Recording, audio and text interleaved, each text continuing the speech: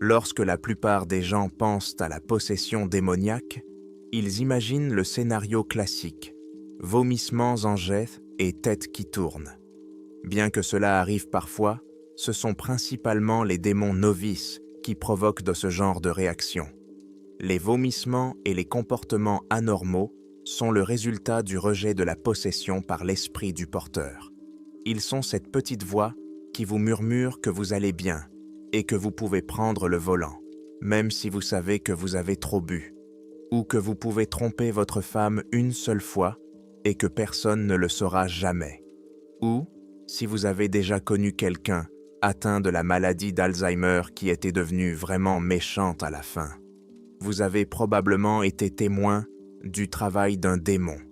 Cependant, les démons de la démence sont pour la plupart des novices. Ils s'en occupent parce que les esprits vieux et brisés ne résistent pas. Il est donc pratiquement impossible de se planter. Et quand on est en enfer, on veut obtenir de bons résultats pour sa première possession. Sinon, on est renvoyé à la fin de la file d'attente et on n'aura pas d'autre chance avant des milliers d'années. Ah oui, la file d'attente. Tout le monde en enfer reçoit un numéro dans la file d'attente et plus vous faites de mal à chaque possession, meilleure est votre place dans la file d'attente. Donc, si vous avez la chance d'obtenir une possession, vous feriez mieux de semer le chaos et d'essayer de ne pas être expulsé ou tué. Avant, suivre toute cette paperasse, savoir qui allait où, était un véritable enfer. Mais avec le nouveau système informatique, les choses se passent beaucoup mieux. Bien sûr, nous sommes encore loin derrière les technologies terrestres. Pour une raison quelconque, nous n'avons pas beaucoup d'ingénieurs informatiques ici. En revanche, nous avons plein de commerciaux. Mais avant même de pouvoir vous inscrire, vous devez passer par ce qui équivaut en fait à un collège démoniaque. Ils appellent cela un collège, mais en réalité, cela ressemble davantage aux formations en entreprise organisées aux États-Unis. Après tout, Satan voulait que ce soit déchirant. La plupart des cours d'introduction sont ennuyeux, comme celui qui explique comment prendre le contrôle de l'esprit de ta victime. Cependant, c'est vraiment la base de tout, car si tu n'y parviens pas, l'esprit de ta victime te rejettera et tu retourneras en enfer, à la fin de la file d'attente, avec une note indiquant que ta tentative de possession a échoué dans ton dossier personnel, et vous ne voulez certainement pas cela. Les cours avancés sont plus intéressants et vous permettent de choisir une spécialisation. La plupart des gens choisissent les dépendances, car c'est l'une des spécialités les plus faciles, et vous avez suffisamment de temps avant que votre hôte fasse une overdose ou s'épuise tout simplement. Certains choisissent les maladies mentales, mais cela peut vous valoir un séjour à l'asile, et vous ne pourrez pas vraiment profiter de votre nouveau corps. Si vous êtes coincé dans une pièce tapissée de feutres toute la journée, à quoi bon? Il existe également un cours intitulé « Dictateur ». Il est dispensé par le professeur Hitler, mais peu de gens s'y inscrivent. Non seulement il est peu pratique, mais en plus, Hitler se lance toujours dans des tirades abstraites sur les Juifs à la fin du cours. On a compris, Hitler, tu n'aimes pas les Juifs. En revanche, le cours du professeur Bundy est très populaire. L'enfer regorge d'imitateurs de tueurs en série, ce qui vous donne des résultats impressionnants, à condition bien sûr que vous réussissiez à le faire sur Terre. 10 victimes ou plus, et vous êtes autorisé à passer devant tout le monde et à prendre possession d'un autre corps sans devoir retourner d'abord en enfer. La dernière chose que vous devez savoir sur la possession démoniaque, c'est comment elle se produit. Après tout, vous voulez l'éviter si vous le pouvez. La méthode la plus courante est le Ouija. Les gens invoquent accidentellement un démon et, en lui permettant de contrôler leurs mains, ils laissent leur conscience s'entremêler. Le démon se faufile par cette fenêtre. S'il est particulièrement doué, il peut fragmenter sa conscience et prendre possession de tous ceux qui tiennent les mains sur la planche. La même chose peut se produire lors d'une séance de spiritisme. La plupart des démons choisiront le maillon faible, mais certains pourront quand même prendre possession de toutes les personnes présentes dans la pièce. Je crains que mon histoire s'arrête là. Le corps de mon hôte est en train de mourir, et il devient assez fatigant de taper. Mais avant de vous quitter, je voudrais vous dire encore une chose. Les démons les plus anciens et les plus habiles n'ont besoin que d'une infime intersection de conscience pour vous posséder. Il leur suffit d'un instant pour vous parler, ou même simplement vous inciter par la ruse à lire ou à écouter quelque chose. Peut-être une histoire qui vous distraira juste assez pour qu'ils puissent se glisser à l'intérieur sans que vous vous en rendiez compte. Vous pouvez ressentir de l'inquiétude ou de la paranoïa lorsque cela se produit, ou vous pouvez ne rien ressentir du tout. Alors, après tout ce qui a été dit, comment vous sentez-vous? Grâce à ma dernière histoire, il semble que je vais rester ici, sur Terre, pendant assez longtemps. Donc, si vous êtes curieux, je peux vous en dire un peu plus sur l'enfer. Je vais également vous raconter comment j'ai rencontré Satan pour la première fois. C'est une partie importante de ce qui m'a amené là où je suis aujourd'hui, l'un des maîtres les plus habiles de l'obsession en enfer. De plus, soyons honnêtes, vous devriez être curieux d'en savoir plus sur l'enfer. Après avoir fouillé dans certaines de vos têtes, je suis au regret de vous annoncer que la plupart d'entre vous s'y rendront directement à leur mort. Ce n'est pas que vous soyez méchants ou quoi que ce soit de ce genre. C'est juste que Dieu n'aime vraiment pas ce genre de site. Même en tant que démon, je dois avouer que j'ai été assez choqué. Cependant, j'ai envoyé quelques liens à Satan, qui est toujours à la recherche d'idées pour de nouveaux parcs d'enfer. Qu'est-ce qu'un parc infernal, me demanderez-vous? C'est un peu comme un parc d'attractions, mais au lieu de s'amuser sous le soleil, on y subit des tourments intuitifs et un désespoir éternel. Les files d'attente sont les mêmes, sauf qu'en enfer, vous préférez faire la queue plutôt que de monter dans l'attraction. Il existe 7 grands parcs infernaux consacrés aux 7 péchés capitaux: l'orgueil, l'avarice, la luxure, la gourmandise, l'envie, la paresse et la colère. Il existe également de nombreux parcs plus petits, basés sur toutes les idées horribles qui peuvent ne venir à l'esprit de Satan. Peut-être qu'un parc infernal, sur le thème des tentacules, verra bientôt le jour. Merci à certaines vidéos que j'ai extraites de l'historique de navigation de votre cerveau. Cela m'amène au premier parc infernal dont je souhaite parler, la Luxure. La Luxure était l'un des plus anciens parcs infernaux, mais aussi le plus grand. Le marquis de Sade y dirige toutes les opérations. Malheureusement, il est en rénovation depuis la sortie de 50 nuances de Grey. Les dirigeants de l'enfer veulent que le parc soit prêt à accueillir un afflux massif de péchés liés à la luxure lorsque la génération nuance disparaîtra dans environ 50 ans. Pour l'instant, on y trouve principalement des péchés relativement ennuyeux, du genre fantasmes occasionnels sur votre cousine sexy. Oui, c'est vrai. Ne vous inquiétez pas, c'est en fait beaucoup plus courant que vous ne le pensez. Je plaisante. Vous êtes un pervers. Mais laissons de côté vos déviances sexuelles personnelles, je vais vous parler de certaines attractions. Heureusement pour la plupart d'entre vous, votre punition est proportionnelle à vos péchés. Et pour la plupart des gens, les péchés liés à la luxure sont assez légers. Cependant, les choses sont un peu pires pour ceux qui ont abusé de femmes et d'enfants. Pour eux, il y a une castration quotidienne obligatoire, et ils sont également obligés de revivre les violences subies par chacune de leurs victimes. L'attraction la plus étrange est la réincarnation dans l'un de ces préservatifs gratuits distribués dans les maisons de retraite. Je ne sais pas qui a donné cette idée à Satan, mais quand il m'en a parlé, il sautait littéralement de joie. Il adore ce genre de choses. Avez-vous déjà eu un patron qui semblait s'exciter outre mesure pour des choses qui n'intéressaient personne d'autre? Satan est exactement ce genre de type. Mais vous devez faire semblant d'être aussi enthousiaste que lui, sinon il vous éventrera. Et croyez-moi, il adore éventrer les gens. Le parc infernal de la Luxure est le premier parc que j'ai visité à mon arrivée en enfer. C'était à l'époque où le parc était beaucoup plus petit, et je me souviens encore de l'odeur nauséabonde qui s'est échappée lorsque les portes se sont ouvertes.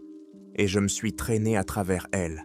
L'odeur de sueur séchée et de liquide résiduel m'a envahi les narines et m'a plié en deux, nauséeux sur le bord de la route. Quand j'ai vu ce qui m'attendait ici, j'ai fait demi-tour et je me suis enfui. Mais on m'a quand même attrapé et traîné à l'intérieur. Je vous épargnerai les détails de ce qui s'est passé ensuite. C'était aussi la première fois que je rencontrais Satan. La rencontre fut brève. Il m'a simplement dit à quel point il était impressionné par ce que j'avais accompli sur Terre, et je n'ai pu que répondre par des râles et des crachats de mon propre sang. Je me souviens juste qu'il a ri et qu'il est parti en secouant la tête. La cupidité. John D. Rockefeller dirige ce parc infernal. Cependant, les dirigeants de l'enfer envisagent donc de le remplacer par quelqu'un de plus jeune. Ils s'attendent à ce qu'un politicien américain bien connu se retrouve bientôt là-bas. La particularité du parc de l'enfer de la cupidité est qu'il est principalement peuplé de personnes qui étaient autrefois l'élite de leur société.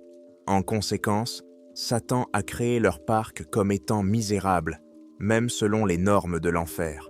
Si vous voulez savoir ce que cela signifie, imaginez simplement une version légèrement plus agréable du New Jersey. L'attraction la plus populaire du parc de la cupidité est l'attraction du serveur.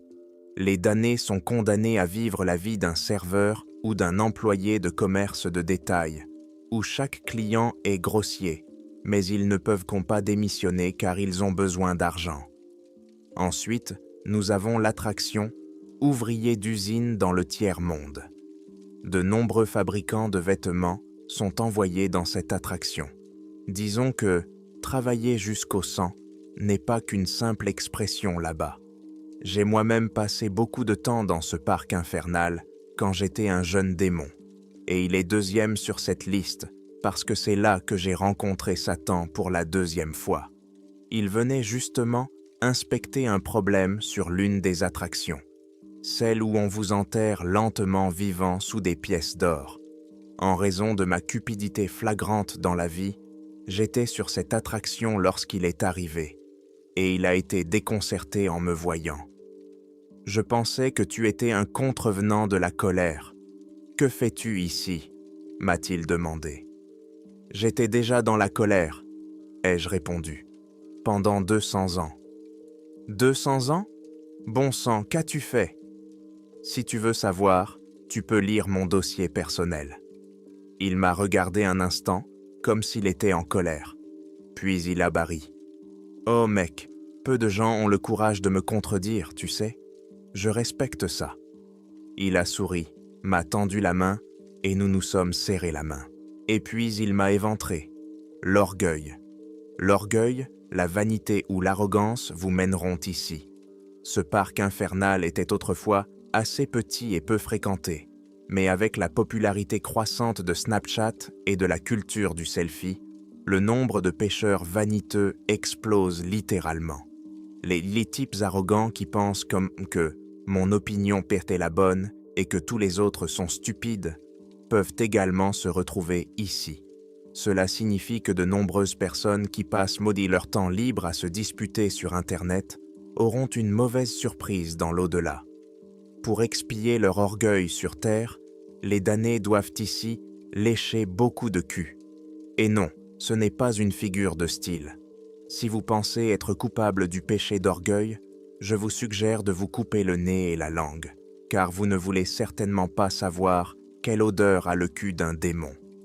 Les murs et les plafonds ici sont faits de miroirs, et le reflet que vous voyez dépend du degré de votre orgueil dans la vie. Si vous n'étiez que légèrement vaniteux, vous ne verrez que votre reflet avec cette horrible coupe de cheveux ou ces boutons. Mais si vous étiez vraiment orgueilleux, vous aurez droit à tout. un visage grouillant de larves. Les pécheurs les plus flagrants d'orgueil ne sont pour la plupart pas encore arrivés ici. Bien sûr, il existe en Amérique un type particulier de célébrité. Tout le monde a entendu parler d'elles, mais personne ne sait vraiment pourquoi elles sont célèbres. Il n'y a pas encore de châtiment approprié pour elles en enfer, mais Satan y travaille d'arrache-pied. Avez-vous des idées? Si oui, faites-le moi savoir, et essayez d'être ironique si possible. Satan adore la justice poétique. Quoi qu'il en soit, vous avez sans doute deviné que c'est le 3e parc infernal où j'ai rencontré Satan. Et vous avez raison, je venais de terminer 20 ans d'esclavage lorsqu'il s'est approché de moi, en agitant la main et en souriant. « Johnny, mon gars !» s'écria-t-il presque. « Content de te voir. Combien de temps s'est écoulé ?»« 82 ans, et je ne m'appelle pas Johnny. »« Vraiment ? Ah, c'est vrai. Désolé, James. Et je ne m'appelle pas James non plus. Que veux-tu, Satan ?» Il ignora mon ton et, souriant, m'enlaça par les épaules. « J'espérais que tu pourrais m'aider, Jimmy. L'une des attractions du nouveau parc d'attractions Hell's Park, sur le thème des sorcières, est tombée en panne, et les techniciens sont dans l'impasse. Et je me suis demandé qui parmi mes connaissances savait tout sur la magie. Bien sûr, mon vieil ami Jimmy. Il m'a pratiquement crié la dernière partie dans l'oreille, en me tapant trop fort dans le dos avec sa patte griffue. J'avais envie de lui dire de dégager, mais j'ai décidé que c'était préférable à passer encore 20 ans à trimer dans les champs pour des riches connards. Je l'ai donc accompagné et j'ai réparé l'attraction. Je vais m'arrêter là, car j'ai déjà fragmenté ma conscience en plusieurs corps, et j'aimerais aller en profiter. Malheureusement, je ne suis pas assez talentueux pour vous contrôler tous. Alors, la prochaine fois que vous aurez envie de faire quelque chose que vous savez ne pas devoir faire, c'est peut-être moi qui vous chuchoterai des pensées malveillantes et à l'oreille. Ou peut-être est-ce simplement votre propre nature humaine. Mais en attendant, détendez-vous. Lisez une autre histoire. Ne vous fatiguez pas. Après tout, un peu de paresse n'est pas un si grand péché. Vous avez probablement compris, d'après ma dernière histoire, que le rôle de Satan en enfer est principalement administratif. Il supervise les opérations dans chaque parc infernal et nomme les démons à des postes de direction dans les différents départements et pour des projets spéciaux. Il envisage même de se diversifier et d'ouvrir une petite chaîne de pâtisserie artisanale sur Terre. Je sais que cela semble être une idée horrible, mais personne ne dit à Satan que ses idées sont mauvaises, à moins qu'il n'aime pas être éviscéré. On dit que dans sa jeunesse, il était beaucoup plus libertaire et anticonformiste. Il parlait toujours de renverser les cieux, mais il a changé après s'être assagi et avoir eu des enfants. Personnellement, j'ai du mal à imaginer Satan comme un libre penseur, mais c'était avant mon époque. Quant à moi, après avoir aidé Satan à réparer une panne dans le parc, il m'a promu technicien des attractions. Je pouvais désormais visiter les parcs en tant qu'employé de l'entreprise, ce qui n'était guère mieux que de les visiter en tant que victime de torture. Après avoir travaillé avec succès au parc Hell sur le thème des sorcières, ma prochaine mission était l'un des grands parcs, Envie. Le parc Hell, Envie, est destiné aux personnes qui sabotent les autres ou qui mentent, trompent ou volent d'une manière ou d'une autre pour réussir. La culture d'entreprise américaine et le capitalisme effréné ont vraiment contribué à remplir ce parc de personnes qui ont marché sur leurs collègues pour obtenir une petite augmentation et louer une Ford Focus un peu moins merdique. Les personnes dans ce parc de l'enfer sont condamnées à porter littéralement un couteau dans le dos pour chaque personne qu'elles ont trahie dans leur vie. L'attraction la plus ironique, et donc la préférée de Satan, est celle où il meurt de faim dans une cage, regardant les autres manger et boire à l'extérieur. Et c'est précisément sur cette attraction que Satan voulait que je travaille. Je me souviens encore de cette conversation. « Hé, Jerry, Il m'a fait son large sourire, édenté habituel. Je me demandais si tu pouvais me concocter quelque chose. Je ne m'appelle pas Jerry, Satan. Que veux-tu? Haha, classique Jerry. Eh, tu connais l'attraction où les gens meurent de faim? Je crois que maintenant, oui. Qu'est-ce qu'il y a avec ça? Je voulais savoir si tu pouvais faire en sorte que la nourriture qu'ils mangent les fasse déféquer du feu. Littéralement. De la nourriture? Je croyais que tu venais de dire qu'ils mourraient là de faim. Non, non, d'autres personnes. Allez, Jerry, si tu te moques de moi, je vais devoir me moquer de toi aussi. Sauf que je vais t'arracher la jambe. Complètement. Il se frappa le genou et rit de sa propre blague pendant une bonne vingtaine de secondes avant de continuer. Va là-bas et vois si tu peux m'arranger ça. D'accord, Jared. Je me suis demandé s'il avait vraiment oublié comment il m'avait appelé il y a seulement 20 secondes. Mais j'ai chassé cette pensée et je me suis dirigé vers le parc. Je venais de finir de jeter un sort sur la nourriture quand je sentis une patte griffue me taper sur l'épaule. « Salut Gary, ça a l'air super. Eh, j'ai amené un gars du marketing pour qu'il prenne quelques photos pour le site web de l'entreprise. Gary, je te présente Jeff. Jeff, voici Gary. » Satan désigna un démon, à l'air abattu, un appareil photo autour du cou. « C'est génial, Satan, mais je ne m'appelle pas. » Peu importe. « Attends, l'enfer a un site web ?» Satan se gratta la barbe de bouc. « Eh bien, pas encore. Mais quand nous en aurons un, nous voudrons avoir beaucoup de photos. Si nous ne montrons pas aux gens les bons côtés de l'enfer, personne ne voudra jamais venir ici. Tu veux recruter des gens pour l'enfer à l'aide de photos d'eux en train de cracher du feu? Exactement. Tout comme ce restaurant Taco Bell sur Terre. Satan, je ne pense pas que Taco Bell oblige les gens à... littéralement. Quoi qu'il en soit, laissons Jeff s'occuper des tâches marketing ennuyeuses. Tu viens avec moi à la colère, tu m'aideras à y concocter des trucs sympas. C'est un endroit génial, la colère. Tu y es déjà allé? J'y suis allé il y a 200 ans. Sans blague?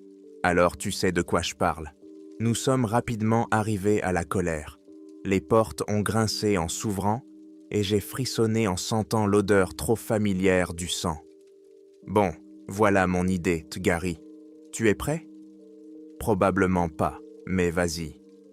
2 mots, Gary. Brochettes humaines.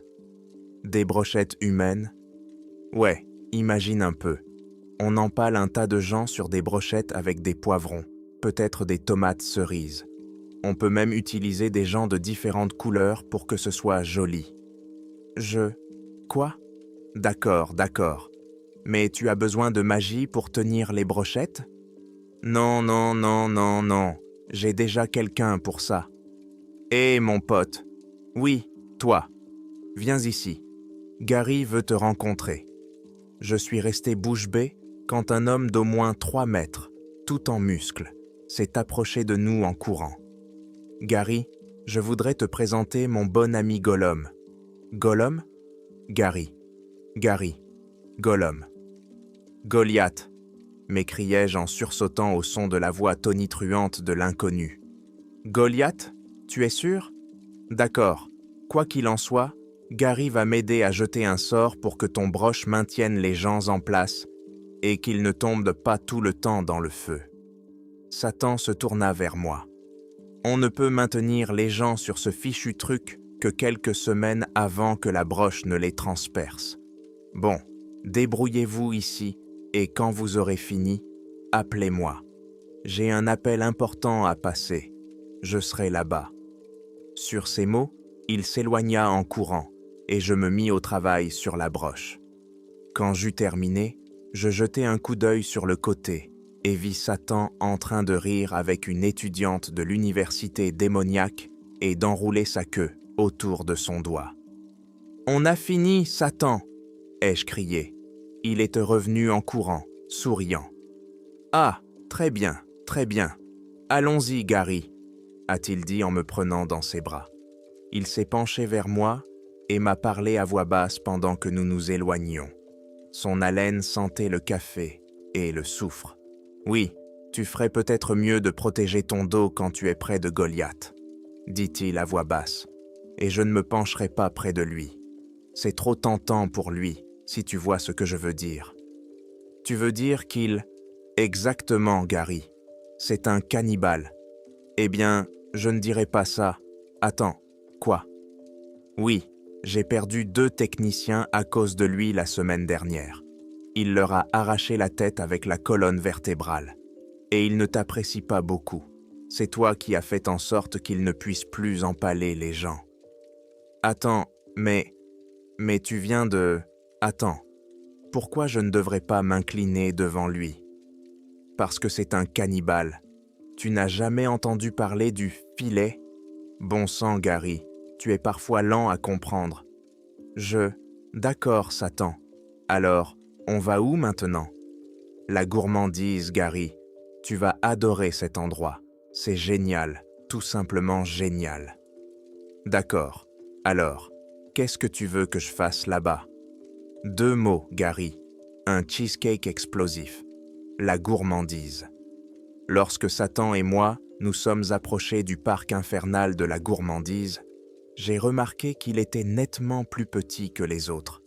Je n'étais jamais allé dans ce parc et je me demandais quelle horreur sinistre m'attendait à l'intérieur. Malgré ce que j'avais vu dans les autres parcs, je ne pus m'empêcher de pousser un cri de surprise lorsque les lourdes portes en fer s'ouvrirent un temps grinçant.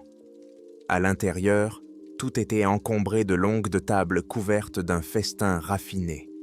D'énormes rôtis d'agneau, des montagnes de purée de pommes de terre et même de la crème glacée qui, d'une manière ou d'une autre, ne fondait pas dans le feu infernal qui nous entourait. « C'est la gourmandise ?» ai-je demandé. « Je ne comprends pas. Où était le châtiment ?»« Ils ont toujours faim, Glenn, » a répondu Satan avec enthousiasme. « Et chaque fois qu'ils prennent une bouchée, ils ont encore plus faim. » D'accord, je comprends. Mais au final, on leur donne de la vraie nourriture, non? Eh bien, c'est gentil de ta part, je suppose. Oui, dès que leurs proches meurent, on leur donne leur corps à manger. Oh, d'accord. Mais comment la gourmandise peut-elle être un péché? Je ne comprends pas non plus. Satan rit et s'approcha d'un petit Asiatique corpulent portant des lunettes de soleil voyantes, qui enfournait de la purée de pommes de terre dans sa bouche. Il s'appelle Kim Jong-il. L'homme déglutit lorsque Satan lui donna une tape sur l'épaule et enfonça ses griffes dans sa chair. Il a laissé des milliers de ses concitoyens mourir de faim pendant qu'il festoyait dans son complexe, entouré de gardes. Même lorsque d'autres pays ont essayé de lui envoyer de la nourriture, il l'a gardée pour lui, simplement pour rester au pouvoir. Alors, comment trouves-tu la nourriture maintenant, Kim? Les griffes de Satan s'enfoncèrent plus profondément et l'homme poussa un cri un peu plus fort. Je fixais le petit homme gros et triste et secouais la tête.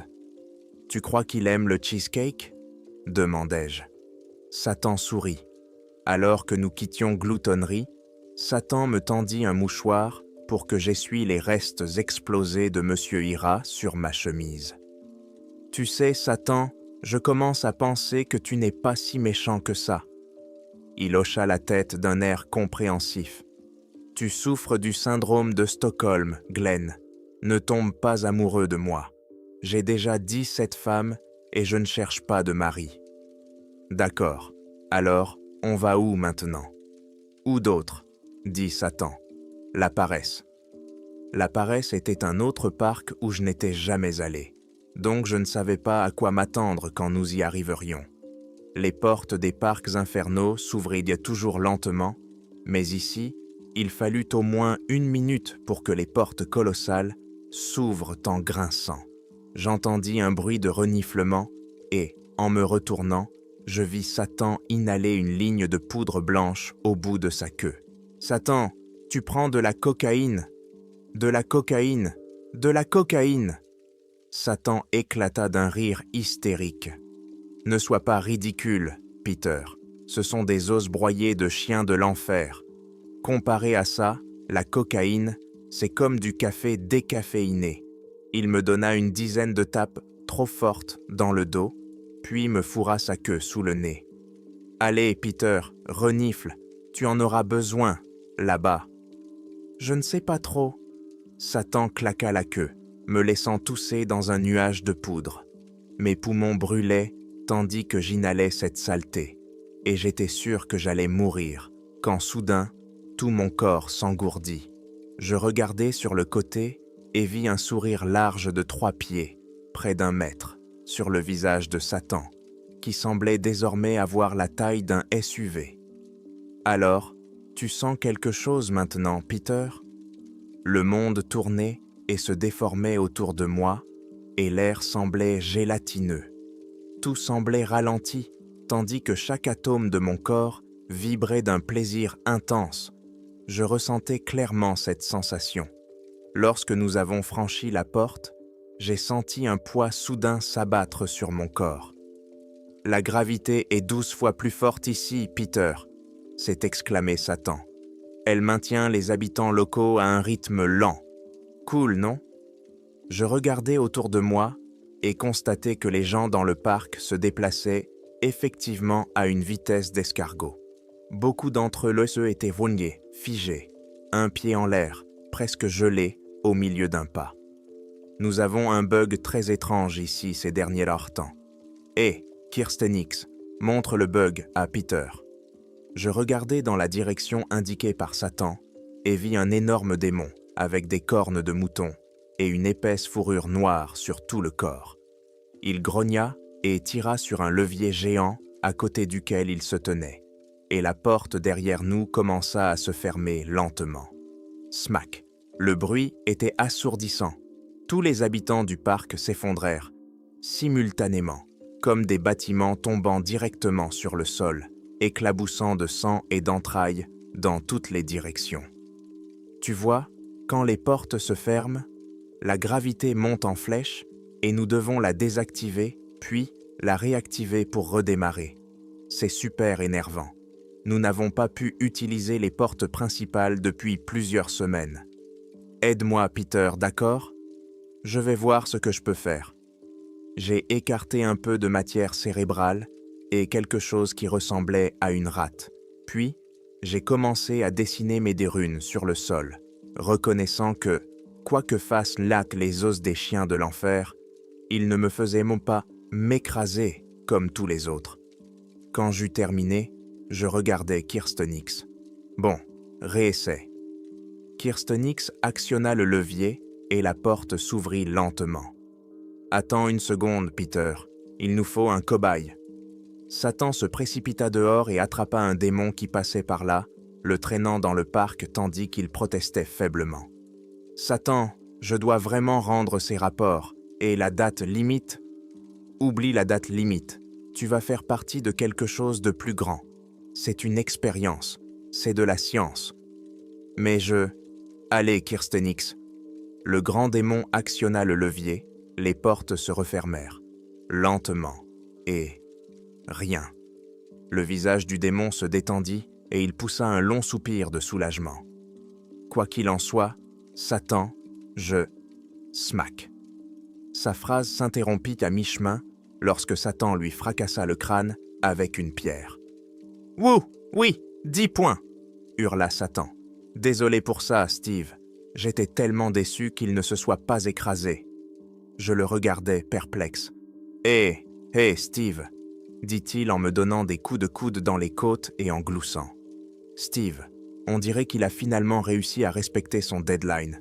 Date limite, date de décès. Hein, tu comprends ?» Satan se mit à rire hystériquement. « Oh, oui, haha. Et je peux te poser une question, Satan. » « Bien sûr, Jason. Pourquoi tu n'arrives jamais à te souvenir de mon nom ? » ?»« C'est une excellente question, Barry. Excellente. J'allais justement t'en parler. Tu vois, je suis un être éthérique, Barry. Tu sais ce que ça veut dire ? Non, pas vraiment. Évidemment, ça veut dire que je rends toutes les filles folles. Mais ça veut aussi dire que j'existe dans 5 dimensions, Jackie. 5. C'est presque tout ce qui existe. Attends, combien y a-t-il de dimensions au total? Ne pose pas de questions stupides, Gérald. J'essaie de t'expliquer quelque chose. Écoute, tu existes dans 3 dimensions, et la 4e, c'est le temps. Mais j'existe dans 5 dimensions, ce qui signifie que je peux voyager dans le temps comme tu marches dans un couloir. Tu me comprends, Gérald? Tu comprends ce que je dis? Tu vois où je veux en venir? Tu veux dire que tu es un voyageur dans le temps? Ne sois pas idiot, Eric. Les voyages dans le temps sont impossibles.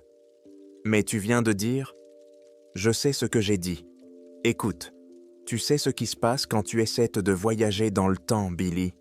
Ton esprit se brise en 1 trillion de petits morceaux, Andy, tellement petits que tu ne pourras jamais les rassembler. C'est donc ça qui t'est arrivé.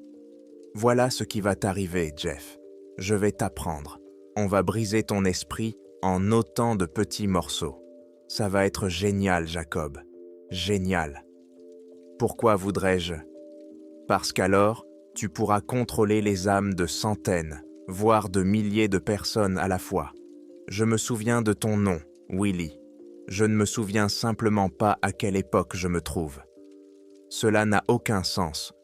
Cela n'a aucun sens seulement si tu y penses, Alan. Ne sois pas ennuyeux, d'accord? Tu dis donc que ces noms appartiennent à des personnes dont je vais prendre possession de l'âme? Exactement, David. Tu es ces personnes, mais pas maintenant. Bon, assez parlé de ça. Tu aimes le vin blanc, Brent? En fait, je préfère... Très bien, viens dîner chez moi. J'ai de grands projets pour toi, Richard.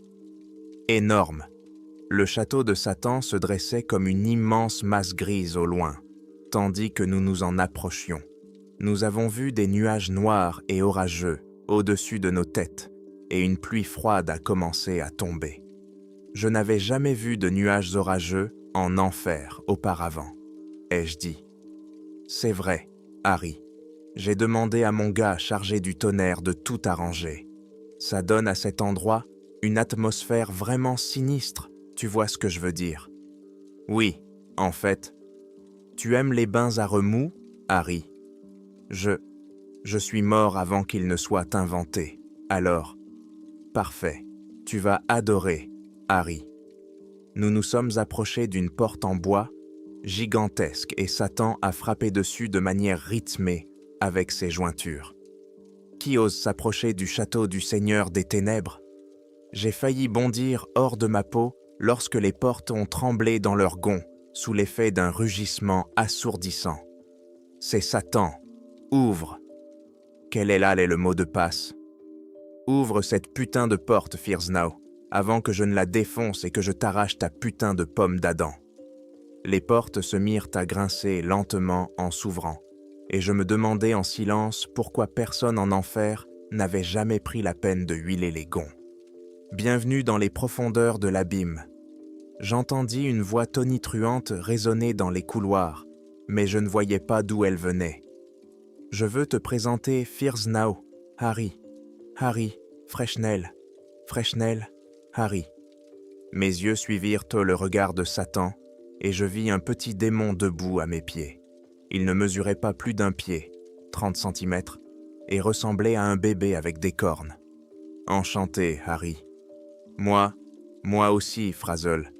Fearsnow, n'est-ce pas, Frazzle? Le bébé démon ouvrit la bouche pour dire quelque chose, mais Satan l'interrompit. Tu n'as pas vu ma femme, Frazzle? Elle est dans sa chambre. Le bébé démon me lança un regard furieux, tandis que Satan me faisait signe de le suivre dans l'escalier. Viens, Harry.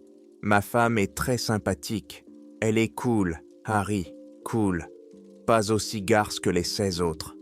Nous avons monté les escaliers et Satan a frappé à la lourde porte en pierre. « Chérie, tu es là ?» Il n'y m'a eu pas de réponse. Satan poussa lentement la porte, mais la pièce au mur de pierre nue était des vides, à l'exception d'un lit et d'un grand aquarium. « Ah, super, la voilà. » Satan s'est dirigé vers l'aquarium et a plongé ses mains à l'intérieur éclaboussant le sol. Il a sorti une pieuvre et me l'a mise sous le nez. « Crystal, chérie, je voudrais te présenter mon bon ami Harry. Harry, Crystal. Crystal, Harry. C'est une pieuvre, Satan. » Ouah, doucement, Larry. Tu parles de ma femme. Je veux dire, bien sûr, elle peut parfois être un peu pieuvre, mais nous sommes amoureux, d'accord? Elle va nous rejoindre dans le jacuzzi? Ne sois pas ridicule, Larry. C'est une pieuvre, la chaleur la tuerait. C'est vrai. Satan remit délicatement Crystal dans l'aquarium, nous quittâmes la pièce et nous dirigeâmes vers le couloir. J'ai 2 filles qui vont nous rejoindre, Larry. Tu aimes les calamars, n'est-ce pas? En fait, je préfère les filles humaines. Tu veux manger des filles humaines pour le dîner? Ouah, t'es vraiment un sale fils de pute, Larry. J'adore ça. Non, Malheureusement, je n'ai pas d'autres filles humaines à part celles qui vont nous rejoindre dans le jacuzzi. Oh, Dieu merci. Tu es en enfer, Larry. Dieu aidait la dernière personne que tu devrais remercier. Il avait raison, je suppose. Viens, Larry, par ici. Satan m'a fait signe de le suivre dans l'obscurité totale du couloir. Alors que nous marchions dans le noir, un sentiment étrange m'a envahi, comme si quelqu'un m'observait. Les murs autour de moi semblaient presque respirer. « Hé, Satan !» murmurai-je. « Tu peux allumer la lumière, s'il te plaît ?» « Oh, je ne sais pas, Larry. Il n'aime pas trop ça. Et personnellement, je déteste ces cris. » Cela n'aidait certainement pas. « S'il te plaît ?» « D'accord, Larry, mais ne dis pas que je ne t'ai pas prévenu. » Satan frappa 2 fois dans ses mains et le couloir s'illumina lorsque les torches, accrochées au mur, s'embrasèrent. Seulement, ce n'étaient pas vraiment des torches. Des centaines de corps étaient cloués au mur de pierre et leurs têtes venaient de s'embraser. Ils se mirent comme tous à hurler en même temps. Le bruit était inhumainement horrible. « Ce sont des torches humaines, Larry !» cria Satan à travers le vacarme. « Tu comprends? Comme dans les films. » Je me demandais si Satan n'avait pas inventé ces tortures à l'aide d'un recueil de jeux de mots et d'une partie de fléchettes. Lorsque nous arrivâmes au jacuzzi, 2 filles nous attendaient effectivement. Elles étaient toutes 2 grandes, blondes aux yeux bleus, et semblaient tout droit sorties d'un catalogue Victoria's Secret. « Salut les filles, je vous présente Larry. Larry, les filles. Reggie. Bonjour, Reggie, dirent-elles toutes les 2 en souriant. Allez, Reggie, déshabille-toi. » Satan me déstabilisa en me donnant une tape particulièrement forte dans le dos. Les filles me regardaient avec impatience. « Ah, et puis merde !» dis-je en retirant ma chemise et mon pantalon. « Ouah, il l'a vraiment fait. Qu'est-ce que je vous avais dit, les filles? Reggie est fou, complètement fou. Il y a un maillot de bain pour toi là-bas, mec. Enlève ce truc avant de blesser quelqu'un. » Satan s'est déshabillé jusqu'à ses boxeurs et s'est affalé dans la baignoire pendant que j'enfilais mon maillot de bain et me glissais timidement dans l'eau. « Hé, Reggie, je ne voulais pas te mettre mal à l'aise, » a murmuré Satan. « Je ne savais pas pour ton problème. » Mon... Quoi? Quel problème? Allez, Reggie, on a tous vu. Inutile de faire semblant. Tout va bien. Les filles ont vu des difformités physiques étranges bien pires que ça. Elles travaillaient auparavant pour le docteur Mengele. Satan, je ne sais pas de quoi tu parles. Bon, les filles, vous mettez clairement Reggie mal à l'aise à cause de son problème de pénis bizarre. Pourquoi ne nous laisseriez-vous pas seuls? Allez dans ma chambre. Non, Satan, Ne t'inquiète pas, Reggie, je te couvre, dit-il en m'enlaçant pendant que les filles se sortaient de la baignoire. On va régler ça pour toi. Je vais te donner la carte de visite du docteur Mengele. Il est génial, Reggie, le meilleur. Tu n'es pas juif, n'est-ce pas? Si c'est le cas, ne lui dis pas, D'accord. Satan, tu as dit tout à l'heure que tu m'avais amené ici pour une raison. Oui, George, nous célébrons l'achèvement de mon plan général. Beau travail, George. Quoi? Mais je n'ai rien fait, Satan. Tu n'as rien fait? Attends, dans quel temps suis-je? Dans le présent. Ah, merde, je déteste le présent. Il y a tellement de choses à faire. Il faut qu'on trouve un moyen d'aller dans le futur. C'est génial là-bas, George. Génial. Tout est déjà fait. Dis-moi simplement ton plan. Satan. Ouah, ce type a du cran. D'accord, George. Satan plongea sa main dans l'eau et en sortit un grand couteau de cuisine. Tout d'abord, nous devons lier nos âmes. Tu sais comment ça marche, George? Où diable cachais-tu ce couteau? Exactement, George. Je dois juste graver un rune sur ta poitrine. Reste tranquille, 1 seconde. Oh, Satan, attends, Ah, fils de pute. Satan m'attrapa par l'épaule d'une main et commença à graver la rune sur ma poitrine avec le couteau. Quand il eut terminé, j'étais sur le point de perdre connaissance et l'eau de la baignoire était teintée de rose par le sang. Ça a l'air super, George. Super. Je suis vraiment désolé, mais j'ai perdu mon marqueur permanent. Oh, attends, le voilà. Satan plongea à nouveau sa main dans l'eau et en sortit un charpie, avec lequel il commença à dessiner une rune identique sur sa poitrine. J'avais la tête qui tournait et ma vision commençait à s'assombrir sur les bords. Satan, je me sens un peu... Je sais, Brian, je suis aussi nerveux. Maintenant, nous sommes officiellement les meilleurs amis pour toujours. Mais maintenant que c'est fait, parlons de mon plan diabolique. Tout s'est assombri lorsque j'ai senti de l'eau chaude recouvrir ma tête. Quand je me suis réveillé, je regardais le plafond. J'ai expiré de soulagement en réalisant que je n'étais pas mort. Ce soulagement a été de courte durée, car Satan a regardé dans mon cercueil. Attendez, pourquoi étais-je dans un cercueil? Hé, belle au bois dormant, on dirait qu'on n'aura pas à t'enterrer après tout. Tu allais... Mais assez dormi au travail. On a des choses beaux à faire, Joey. Mais je ne connais toujours pas le plan. Mais je viens de te le dire, Robert. Quoi? Tu veux dire pendant que j'étais inconscient? Exactement, Robert. Exactement. Donc, le moment venu, ton inconscient saura simplement quoi faire. Mais ce n'est pas... Tu sais quoi? Peu importe. Comme tu veux. Ouah, tu es soudainement très sombre, mon pote. Parce que tu... Ne t'inquiète pas. J'ai apporté exactement ce qu'il te faut pour te remonter le moral. Satan, je ne pense vraiment pas que... Les filles sont ici avec moi, mon pote, et elles sont toutes prêtes pour toi. Je vais juste sortir de la pièce et vous laisser seul. Satan, je ne... Attends. Sérieusement? Bien sûr, mon pote. Ton vieil ami Satan t'a couvert. Tu as dit que tu voulais manger des filles humaines pour le dîner, n'est-ce pas?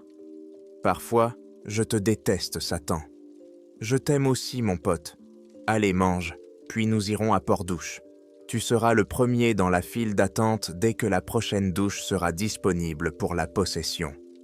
Je n'ai pas très faim, Satan. Allons-y. Bien sûr, mon ami. Satan m'a emmené à Port-Douche, et bien qu'il n'ait pas arrêté de parler pendant tout le trajet, je n'ai pas réussi à lui faire révéler son plan. Il a simplement répété que le moment venu, je ferais ce qu'il fallait. Eh bien, le moment n'est sans doute pas encore venu, car je n'ai aucune idée de ce que je dois faire. Je suis simplement heureux d'être sur Terre, en ce moment. Il faut dire cependant qu'il m'a beaucoup parlé des êtres éthériques pendant le trajet vers Port-Douche. Vous semblez être le genre de personne que cela intéresserait, alors je vais vous rapporter ce qu'il m'a dit. Il a dit que les êtres éthériques existent dans 5 dimensions, sans compter le temps. Il a également dit qu'ils peuvent y voir d'autres plans d'existence, mais qu'ils ne peuvent pas voyager entre eux. Ils sont trop grands pour passer les portes. Il a dit que les portes entre les plans se trouvent dans l'immatériel. Quand je lui ai demandé ce que cela signifiait, Il a répondu que les portes se trouvent dans l'esprit des habitants du plan. C'est pourquoi les athées ne vont pas en enfer, car ils n'y croient même pas. Les portes leur restent fermées. Enfin, il a dit que Jésus était un être éthérique, tout comme lui, et que la raison pour laquelle il pouvait voyager entre les plans était due à la Bible. Bien qu'elle ne fût pas aussi répandue à l'époque, Satan a dit qu'elle était beaucoup plus concrète. Il a dit qu'elle transmettait la véritable nature de Dieu de manière beaucoup plus précise que la Bible d'aujourd'hui, à tel point que le Dieu auquel les gens pensaient en lisant la Bible était presque le même que le vrai Dieu. Il a dit que cela avait suffisamment élargi les portes dans l'esprit des gens pour permettre à Dieu d'envoyer une partie de lui-même sur terre. La dernière chose qu'il a dite avant de me laisser à Porte-aux-Douches, c'est qu'il était beaucoup moins que Dieu et que pour qu'il puisse venir sur terre, il faudrait que beaucoup moins de gens comprennent sa véritable nature. Si une sorte de Bible pour Satan existait, une œuvre écrite ou orale qui permettrait aux gens d'imaginer ce qu'il est réellement, alors les portes s'élargiraient suffisamment pour le laisser passer. Pouvez-vous l'imaginer maintenant? Après que Satan m'ait envoyé sur terre via le port des douches, j'ai profité d'une vie tranquille pendant quelques jours avant qu'il ne fasse littéralement irruption chez moi par la fenêtre. J'ai vu beaucoup de choses étranges dans ma vie, mais je ne pense pas que quoi que ce soit puisse surpasser Satan couvert de sang au milieu de mon salon, avec un énorme morceau de verre planté dans la tête. Il a dit « Je l'ai fait ». On dirait que j'ai mal calibré mon seau, mais c'est toujours Mars, non? Satan, comment as-tu? La puissante magie des meilleurs amis, Jake. Satan a déchiré sa chemise pour montrer la rune, encore dessinée à l'encre, ainsi que plusieurs éclats de verre qui lui sortaient de la poitrine. J'ai aussi capturé un tas d'esprits humains pour élargir la porte entre les dimensions, puis j'ai fragmenté ma conscience en morceaux suffisamment petits pour passer à travers. Mais c'était surtout la magie des meilleurs amis. Mais pourquoi? Le service client, Jake. Les cieux nous punissent pour le rythme de croissance des nouveaux clients ce trimestre. Si nous voulons avoir une chance de rattraper notre retard, nous devons agir de manière proactive.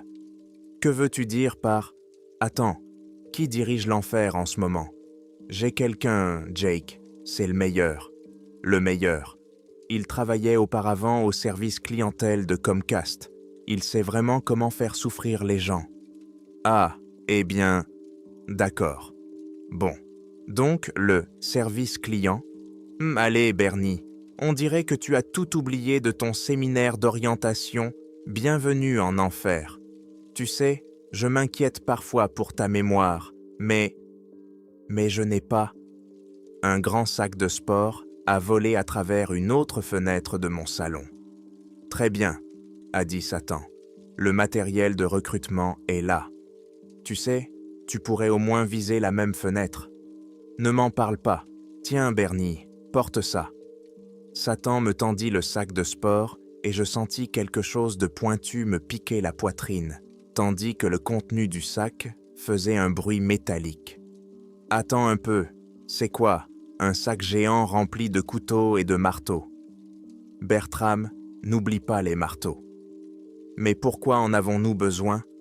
Oh non, je ne vais pas t'aider à tuer un tas de gens juste pour que tu puisses avoir plus de clients. Nous préférons appeler cela du marketing agressif. Nous avons changé d'image, Danny. Toutes les grandes entreprises changent d'image lorsqu'elles veulent faire quelque chose d'horrible pour gagner de l'argent. Ce n'est pas l'enfer, Satan. Ici, les règles sont différentes. Tu ne peux pas simplement tuer un tas d'innocents sans raison. Ouah, des innocents? Est-ce qu'on recrute pour le paradis? J'espère que non. Ils ont un plan dentaire de merde, Danny. De merde. On recrute pour l'enfer. On tue les violeurs, les meurtriers, les gens qui ne ramassent pas les crottes de leurs chiens. Les pires des pires, Danny. Oh, eh bien, je suppose que d'un point de vue éthique, on peut affirmer que... Exactement, Danny. Et la priorité, ce sont les tueurs en série. Nous ne voulons pas qu'ils envoient encore plus d'âmes innocentes au paradis. Nous sommes déjà très en retard dans ce domaine. Oh, c'est comme dans cette série télé. Exactement. Dexter, c'est comme dans la série télé I Love Lucy. Je ne pense pas avoir vu cet épisode. Vraiment? Mais c'est le meilleur. La fille de Lucy est kidnappée par des terroristes et elle se met en colère avec un fusil à canon scié. Je ne vais pas te raconter la fin, mais tout le monde meurt. D'accord alors, mais comment on va savoir? Un autre bruit sourd retentit depuis la fenêtre. Bon sang, Satan, combien de tes affaires as-tu apporté? C'est la dernière, Danny. Satan arracha le sac en toile du colis qui venait d'arriver et découvrit un aquarium avec un poulpe à l'intérieur. Je devais inviter ma femme, n'est-ce pas? C'est la meilleure. Les 16 autres sont de vraies mégères, Danny. Mais s'il te plaît, essaie de ne plus faire de commentaires racistes quand elle essaie là. Mais je ne... Bon, premier arrêt. Monsieur Reginald D. Wilson, c'est un sacré fils de pute, Danny. Ne lui tourne pas le dos une seule seconde, sinon il te poignardera. Je ne suis pas très sûr de ça, Satan. Contente-toi de suivre le script de vente. Tout ira bien. Satan me tendit un bout de papier froissé, couvert de ce que j'espérais être des taches de café. Félicitations, vous avez gagné un voyage tout frais, payé en enfer. Veuillez contacter le Seigneur des Ténèbres Satan pour organiser votre voyage. Et là, je surgis des buissons et je lui assène un coup de marteau, Danny, au sens figuré, bien sûr, ou au sens propre. Dans tous les cas, ça fera l'affaire. Alors, quel est le sens du scénario? Exactement. Satan m'a pris dans ses bras et m'a murmuré. Crystal, c'était la directrice des ventes. C'est elle qui a imaginé tout ça. Sois sympa et fais comme si c'était une bonne chose, d'accord? Mais comment a-t-elle? Ne sois pas raciste, Danny. Les pieuvres sont aussi des êtres humains, comme toi et moi. Maintenant, allons tuer ce type. Nous avons foncé comme des diables sortis de l'enfer jusqu'à la maison de Reginald, freinant brusquement dès que Satan a repéré l'endroit. Tout va bien, Danny. Tu vas être génial. Génial. Suis simplement le scénario et tout se passera comme prévu. D'accord. Qu'est-ce que ce type a encore fait? Ne pose pas de questions stupides, Danny. Va simplement là-bas et prononce ton discours. Je sortis de la voiture avec une certaine hésitation. Lorsque j'arrivais à la porte d'entrée, je me retournai et vis Satan qui me faisait des doigts en forme de pistolet. Avec enthousiasme, je frappai à la porte aussi doucement que possible, en priant pour que personne ne réponde. Mais dès que je me suis retourné, la porte s'est ouverte. « Hé, qui êtes-vous » Reginald D. Wilson était corpulent, portait des lunettes épaisses et une chemise polo. J'ai regardé le script dans mes mains moites. « Félicitations, vous avez gagné un voyage tous frais, payé en enfer. » « C'est une blague stupide, mais qu'est-ce que... »« Surprise !» s'écria Satan, surgissant de nulle part. Il donna une tape sur l'épaule de l'homme qui poussa un cri et disparut dans une colonne de flammes. « Beau travail, Daniel !» s'exclama Satan, rayonnant. « Allons à la prochaine réunion. Mais avant, nous devrions probablement libérer la femme du sous-sol. »« Tu sais quoi, Satan? Allons-y !» Reginald D. Wilson hurlait et faisait cliqueter ses chaînes tandis qu'un démon géant noir comme le charbon le fouettait. « Waouh, la réception est vraiment excellente ici, n'est-ce pas, Garus? »« Oui, je ne savais pas que l'enfer avait une chaîne de télévision. J'ai demandé à un gars de tout installer avant mon départ pour que je puisse suivre la situation. Pour l'instant, il n'y a que des tortures, mais nous envisageons d'ajouter des programmes originaux, peut-être des sitcoms, quelques séries de policières. Nous avons plein d'excellents producteurs de télévision ici, en enfer. » Satan fixait la télévision en souriant, tandis que le démon suspendait Reginald par les pieds et commençait à le frapper contre les murs. Il y a autre chose? Tu peux simplement dire que tu n'aimes pas mon émission, Garth. Inutile de tourner autour du pot. Satan a zappé sur les informations locales. La présentatrice était en plein milieu d'un reportage urgent. Ils disent gang qu'ils ont été sauvés par quelqu'un qui ressemblait à un monstre, accompagné d'un homme pâle et en sueur. La police a publié ce portrait robot des deux hommes. Un croquis grossier de Satan est moi-même apparu à l'écran. Satan, qu'est-ce qu'on va faire? Qu'est-ce qu'on va faire? On va filmer des filles d'elle. Les filles terrestres raffolent des célébrités. Mais la police, que fera la police d'elle? Elle arrêtera Satan. Tout ira bien pour nous. Si tu continues à être aussi lâche, la prochaine fois, on effacera simplement leur mémoire. Attends, tu peux effacer la mémoire des gens? Bien sûr, d'elle. Tu te souviens quand tu t'es fait violer par ce monstre géant à tentacules en enfer? Non. Eh bien, bienvenue. Tu ne m'as même pas remercié. D'accord, mais comment allons-nous? Satan me tendit une hache. Cette fois, c'est à toi de tuer, d'elle. Satan, je ne pense vraiment pas. Allez, tu as entendu comment ils t'ont décrit dans les informations tout à l'heure? Petit, maigre, avec un menton faible, efféminé, terne. Mais ils n'ont rien dit de tout ça. C'était sous-entendu d'elle, mais la prochaine fois, ils me décriront comme un misérable sac de viande humain, et toi comme un beau monstre imposant avec un pénis d'1 mètre provenant des enfers. Ne me contredis pas d'elle, nous devons tuer des gens. Oh, d'accord. Alors, qui est le prochain? Jason P. Johnston. Il dirige une ligne de vêtements qui utilise le travail forcé dans ses ateliers. Rien que le mois dernier, 4 enfants sont morts en Malaisie à cause de lui, d'elle. Les enfants ont l'âme pure, d'elle, pure. Tu sais à quel point les actions du paradis montent quand un enfant meurt? Le paradis a des actions?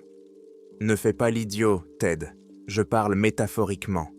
Tu es prêt à aller tuer ce salaud ou pas? Je pense que oui. Je veux dire, il tue des enfants, après tout.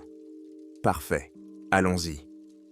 Lorsque nous sommes arrivés à l'adresse de Jason P. Johnston, nous avons été accueillis par un immense manoir blanc avec de grands portails en fer à l'avant. Waouh, le travail forcé, ça paie vraiment, hein Ted? Je pense que je vais commencer à diriger l'enfer, comme Jason P. Johnston. On pourrait même lancer notre propre ligne de vêtements. Ce serait génial, Ted. Génial. Les gens portent toujours de la peau humaine, n'est-ce pas? Désolé, Satan, je ne pense pas. Sérieusement? Quel gâchis. Que font-ils de vous quand vous mourrez? Ils creusent juste un grand trou dans le sol et vous jettent du dedans. En fait, c'est exactement ce qui se passe. Les humains sont ridicules. La prochaine fois, tu vas me dire qu'ils jettent les organes sains alors que des gens meurent de maladie. Bon, on dirait qu'il a un interphone. J'ai besoin que tu te fasses passer pour une femme sexy pour qu'il nous laisse entrer. D'accord? Attends, pourquoi est-ce que je dois être une femme? Allez, Ted, tu as entendu ce qu'ils ont dit aux informations. Tu es un type bien, Ted, mais tu n'es en fait qu'une fille de 12 ans avec une pomme d'Adam. Mais il ne... Satan appuya sur le bouton de l'interphone et la voix de Jason P. Johnston retentit. « Allô? Qui est là? »« Salut, » balbutiai-je d'une voix faussement aiguë. « Je suis une femme sexy. » Satan se mit à glousser, puis la voix retentit à nouveau dans l'interphone. « Je te vois sur la caméra, idiot. »« Oh, et très joli costume de diable. Tu sais que Halloween n'est pas en juin, hein? Fiche le camp où j'appelle les flics. » Beau travail, Ted. Tu as tout gâché. Maintenant, on va devoir abandonner et aller tuer quelqu'un d'autre. Satan ajusta le rétroviseur et commença à reculer dans la longue piste s'escaler. Désolé, Satan, La voiture fit un bond en avant lorsque Satan appuya sur l'accélérateur et nous enfonçâmes le portail avant de glisser sur la pelouse. Allez, Ted, je plaisante. Tu as entendu comment il m'a traité de gentil, n'est-ce pas? On va tuer ce salaud. 2 fois, Ted. 2 fois. La ceinture de sécurité m'a tiré en arrière lorsque la voiture a percuté la porte d'entrée. Satan a ouvert le coffre et a sauté de la voiture pendant que je m'efforçais de détacher ma ceinture de sécurité et je suis tombé par terre. « Tiens, Ted, » a dit Satan en me lançant un fusil d'assaut, « tu prends le petit fusil. » Satan a sorti un énorme minigun du coffre et a tiré une rafale de balles à l'intérieur de la maison. « Jason P. Johnston, je t'appelle. » Il fit une pause et attendit. « Je pensais que ça marcherait. Personne n'a plus le courage de résister. Bon, allons-y, Ted. Je le sens de ce côté-là. » Satan s'enfuit avec le minigun et je me mis à sa poursuite, serrant le fusil d'assaut contre ma poitrine. Lorsque nous avons trouvé Jason P. Johnston, il était recroquevillé dans un coin de sa chambre, tremblant. Il a levé les mains en l'air lorsqu'il nous a vus. « Écoutez, prenez tout ce que vous voulez, d'accord?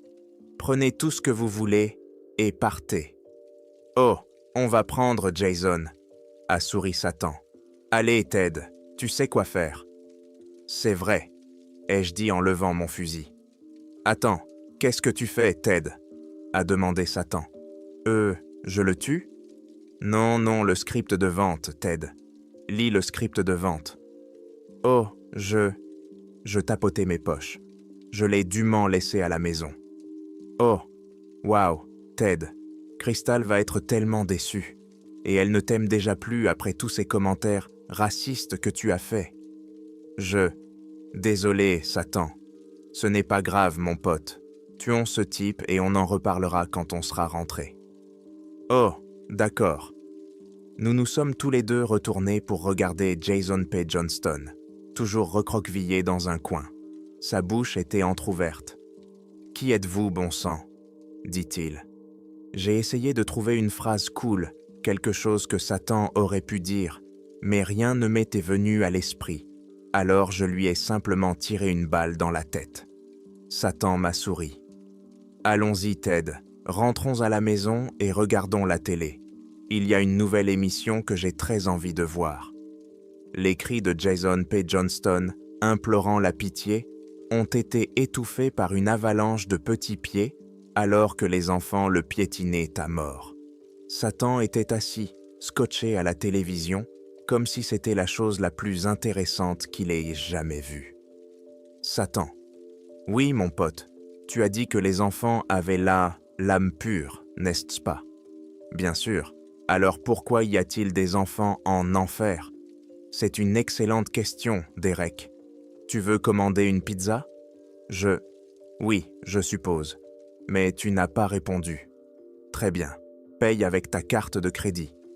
D'accord. Tu vois comment la petite Lucie lui piétine le visage? Elle est géniale, n'est-ce pas? Laquelle est Lucie? Elle s'appelle toute Lucie, Derek. C'est plus facile pour les suivre. Quoi? J'ai au moins 7 enfants de chaque femme, Derek. Ça fait beaucoup d'enfants à surveiller. Je ne peux pas les appeler tout le temps par le mauvais prénom. Ça affecterait leur estime de soi. Mais les appeler toutes Lucie était une idée géniale. Ma première femme voulait les appeler tous Satan Junior. Tu imagines? Quelle mégère. Satan a augmenté le volume de la télévision lorsqu'un des enfants a ramassé une pierre et l'a utilisée pour fracasser le crâne de Jason P. Johnston. « Je dois avouer, » a déclaré Satan, « que Lucie 47 était ma préférée. Je sais, en tant que parent, on est censé aimer tous ses enfants de la même manière. Mais un craquement écœurant retentit lorsque Lucie 47 arracha la colonne vertébrale de Jason P. Johnston et la brandit devant la caméra. Sa peau était presque d'un blanc immaculé et ses yeux étaient morses et noirs comme ceux d'une poupée. Lorsque je fixai ses yeux noirs, je pris conscience que l'air était aspiré hors de mes poumons et que tout mon corps commençait à s'alourdir. Je sentais les vaisseaux sanguins de mon cou commencer à éclater et je me crispais pour tourner la tête, mais je découvris que je ne pouvais plus bouger. Soudain, L'air a reflué dans ma poitrine. Satan a plongé sa main dans le téléviseur, mais au lieu de se briser, le verre a ondulé comme de l'eau lorsqu'il a passé sa petite main pâle à travers. Alors qu'il continuait à tirer, j'ai vu le reste de Lucie 47 sortir de l'écran et entrer dans mon salon. Satan a attrapé de grandes lunettes de soleil et les lui a tendues. « Tiens, mets-en-les, ma chérie », a-t-il dit. La fille n'a rien dit. Elle a simplement mis les lunettes de soleil et m'a regardé fixement. J'étais allongé sur le sol, haletant. « Oh, allez, Brandon, on dirait une truite. Allez, lève-toi et viens, on a des gens à tuer. » J'ai réussi à reprendre mon souffle. « Alors, tu ne veux pas de pizza ? Commande-la, on l'emportera avec nous. » Tu veux emporter une pizza pour aller tuer quelqu'un ? Techniquement, c'est une présentation pour un client, Derek. Il se trouve juste qu'il y a un meurtre à la fin. Une fois la pizza livrée, Satan m'a obligé à m'asseoir à l'avant pour que je puisse la tenir, ouverte sur mes genoux, pendant qu'il mangeait et conduisait. Lucie était assise à l'arrière et regardait par la fenêtre. « Tu es sûr que c'est sans danger, Satan ?» ai-je demandé, alors que nous évitions de justesse une autre voiture à grande vitesse. « Ne t'inquiète pas, Donnie, les explosifs dans le coffre ne vont pas exploser si on ne percute pas quelqu'un. » J'ai dégluti. « Il y a des explosifs dans le coffre ? Tu es sérieux ? » « Bien sûr, Donnie. » Les voitures autour de nous ont freiné dans un crissement de pneus lorsque Satan a grillé un feu rouge. « Comment vas-tu faire exploser des gens sans explosifs ? » Qui allons-nous faire exploser ? Les trafiquants d'êtres humains, Donnie. D'accord, très bien. Mais peut-être que cette fois-ci, nous pourrions être un peu plus prudents ? Laisse-moi réfléchir, Donnie. Satan marqua une pause. Non.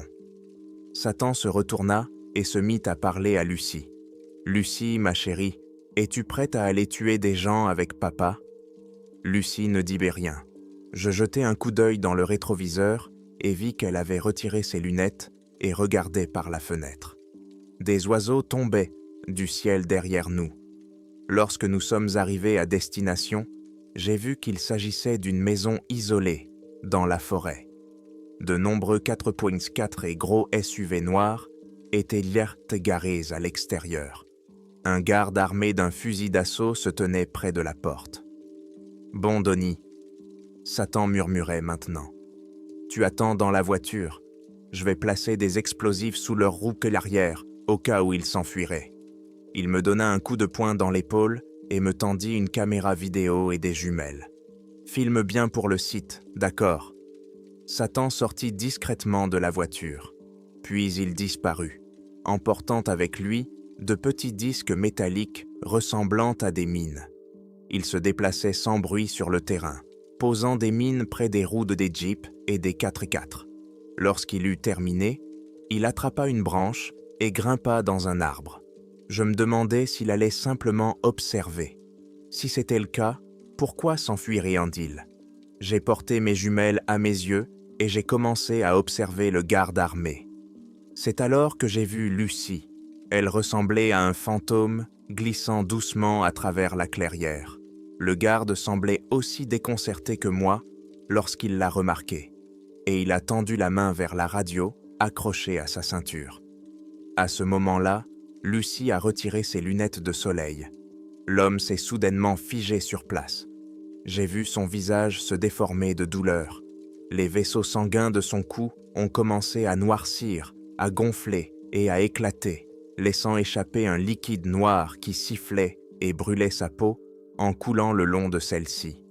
Lucie recula le poing, comme si elle s'apprêtait à le frapper, mais au lieu de cela, elle lui enfonça le poing directement dans le ventre.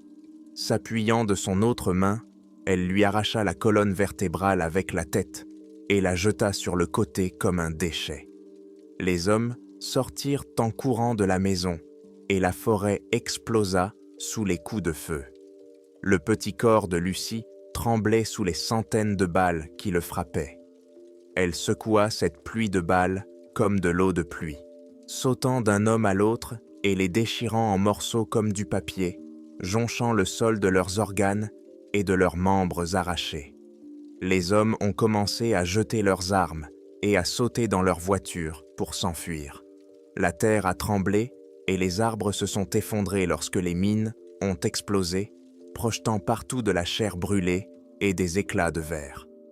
Quand tout fut terminé, Lucie se tenait là, parmi les corps, dans sa robe brûlée, et se retourna silencieusement pour regarder son père. Satan sauta de l'arbre et s'approcha, lui caressant la tête. « Viens, ma chérie, » dit-il avec une tendresse paternelle. « Viens, on va acheter une glace. » Mise à jour sur l'étrangère. Je vous ai présenté la fille préférée de Satan, Lucie 47. Certains d'entre vous étaient intéressés par son histoire, et j'avoue que moi aussi, alors j'ai interrogé Satan à ce sujet, dans l'espoir de répondre à certaines de vos questions.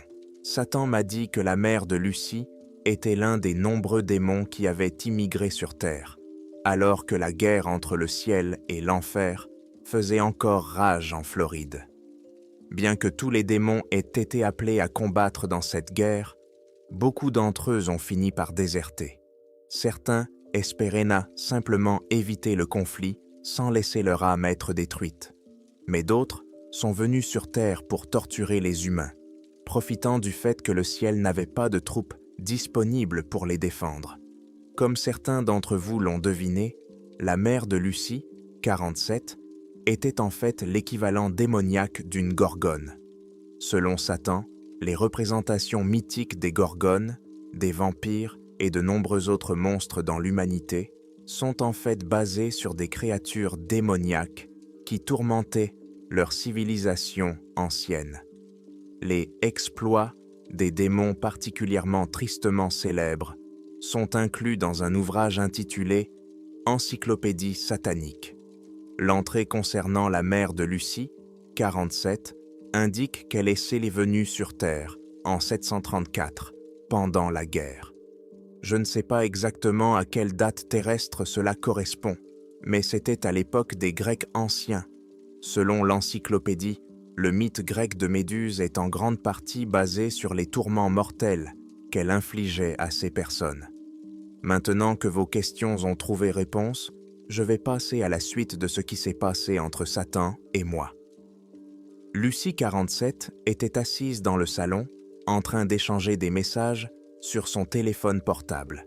Si je ne l'avais pas vue hier déchiqueter des hommes comme du papier à cigarette, je l'aurais prise pour une adolescente terrestre ordinaire.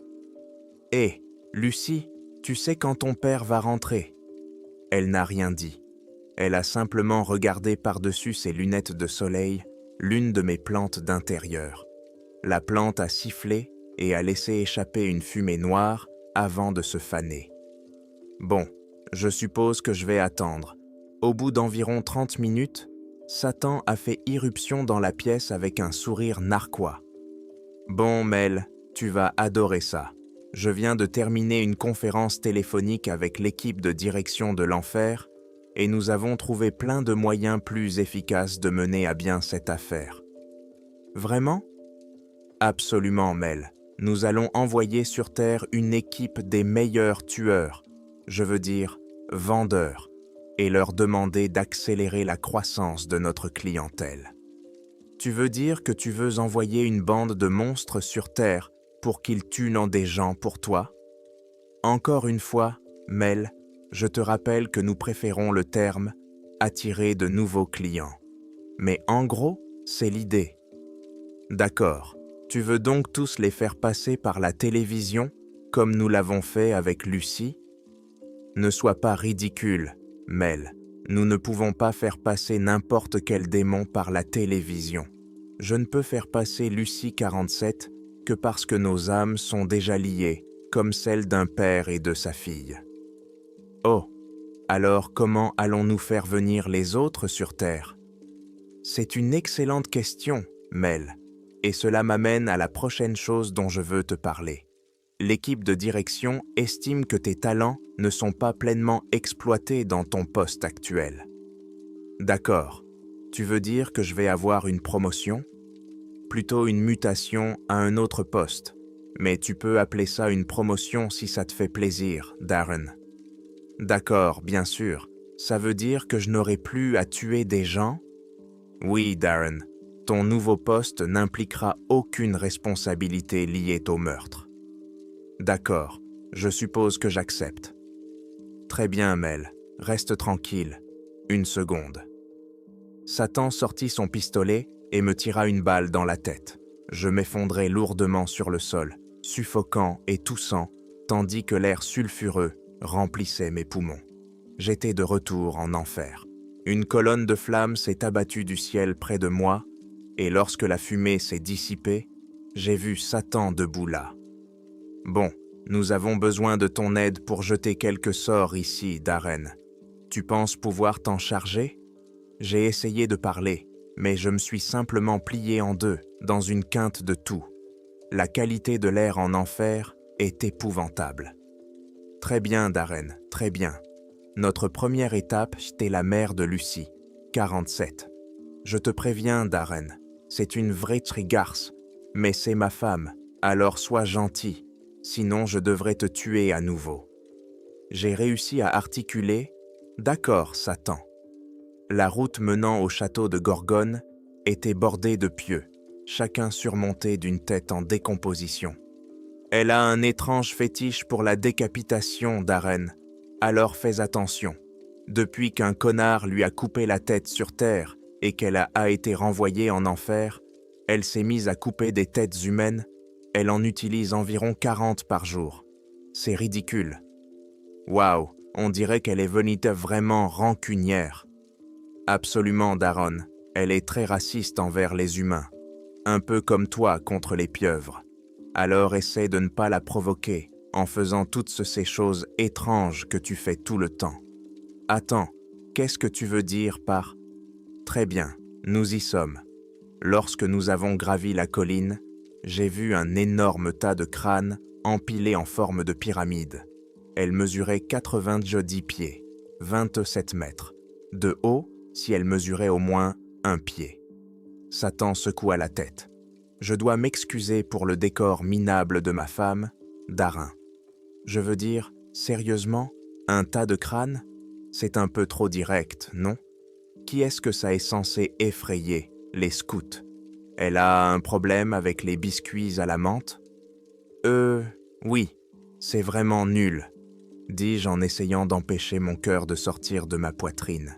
Lorsque Satan frappa à la porte, je me souvins soudainement que je ne pouvais pas regarder sa femme dans les yeux sans mourir. La porte s'ouvrit et je regardai juste en dessous de l'endroit où aurait dû se trouver son visage. Le décolleté de sa robe descendait jusqu'à son nombril. Bon sang, Darren, c'est la première fois que tu rencontres ma femme, et la première chose que tu fais, c'est de mater sa poitrine. Quel homme, hein, chérie? Tu peux lever les yeux. Ai-je entendu une voix douce me dire. Je levai les yeux et vis la Gorgone. Elle avait la peau blanche comme le lait, des yeux noisettes, des lèvres pulpeuses et des cheveux longs et lisses. Elle était magnifique. Waouh! Elle me sourit. Enchanté, Darren. Je m'appelle Maddie. Alors je ne vais pas me transformer en pierre? Non, je peux contrôler ça. Elle toussa. Mais on dirait qu'une partie de toi s'est déjà transformée en pierre. Quoi? Elle baissa les yeux et mon regard suivit le sien. J'avais une érection puissante. Oh non, c'est juste. Tu sais, parfois, quand tu changes de dimension, tu comprends la magie. Tu as une érection magique? Non, c'est juste difficile de réfléchir quand tout le sang n'est pas dans la bonne tête, n'est-ce pas, Brian? Intervint Satan. Satan se mit à rire. Oh, ce type, hein? Un humain typique, n'est-ce pas? Ça ne t'énerve pas quand ils font ces trucs humains bizarres? Je ne pense pas que quelqu'un te reprocherait de le décapiter sur le champ. Peut-être plus tard. Il me reste des restes d'hier dans le réfrigérateur. Vous voulez entrer? En fait, Satan, je préférerais. Ne sois pas grossier, Brian. Ma femme vient de t'inviter à entrer. Maddy se retourna et nous fit signe d'entrer. Ses hanches se balançaient d'un côté à l'autre, tandis qu'elle nous conduisait dans l'escalier menant au salon principal. « Tu reluques le cul de ma femme, The Brian ?»« Quoi ? Non, je ne... Quoi ?» Maddy se retourna et sourit. « Laisse-le tranquille, Satan. Ce n'est qu'un homme. Tu as faim, Brian ? » ?»« Oui, je meurs de faim, en fait. »« Très bien. Les gens mangent moi d'autres gens, n'est-ce pas ? En fait, je crois que j'ai des snacks dans ma voiture. Ne t'inquiète pas pour ça. Si tu le dis, je suppose qu'on peut alors passer aux choses de sérieuses. La chambre et c'est de ce côté. La chambre. Par ici, dit-elle en me tenant la porte. Satan attendra dehors. Je jetai un regard interrogateur à Satan. Allez, Brian, on n'a pas toute la journée. D'accord, je suis entré et me suis tenu maladroitement près du mur. Maddy est entrée et s'est assise sur le lit. Le lit te convient ? A-t-elle demandé. Je pense que oui. Bien, a-t-elle dit en tapotant la place à côté d'elle. Assieds-toi. Je fis ce qu'on me demandait et m'assis sur le lit à côté de Maddy. Écoute, Maddy, je ne sais pas trop. Ma voix s'éteignit lorsqu'elle haussa les épaules et que sa robe tomba, dévoilant sa poitrine. Bon, dit-elle, tu veux que je m'assoie ou que je m'allonge ? Allongé, je suppose. D'accord, c'est sans doute plus logique. Je sais qu'ils sont un peu gros. Désolé. Je sais que ça complique les choses. Ça complique les choses ? Oui. Dessiner un rune sur ma poitrine pour m'aider à traverser le port des douches. Ça doit être plus facile sur une surface plane. Quoi ? Oh, oui, la rune. Bien sûr. Attends, je vais juste chercher mon marqueur. C'est lui, là-bas ? Non, c'est mon... Maddy me regardait d'un air perplexe. Oh, désolé. C'est encore ton pénis. Je ne suis pas habitué à en voir d'aussi petits. Ils sont tous comme ça ? Je ne sais pas. Je sortis le marqueur de ma poche et dessinai la rune sur sa poitrine. Super, dit-elle en souriant. Tu peux envoyer Sedan quand tu partiras ? Je veux lui dire au revoir avant de partir pour la Terre. D'accord, bien sûr.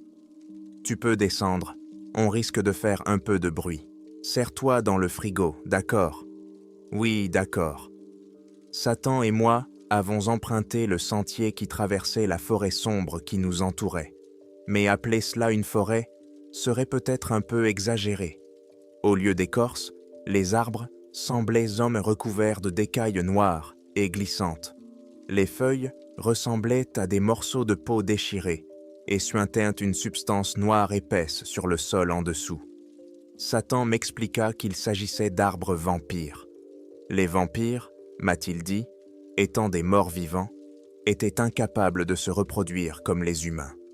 Ces arbres avaient été plantés à l'aide d'un mélange de magie et de sang de vampires, et au cours de leur vie millénaire, de petits morceaux de peau déchirés s'étaient entrelacés pour former un fruit vampire. Je ne lui ai pas demandé à quoi cela pouvait ressembler.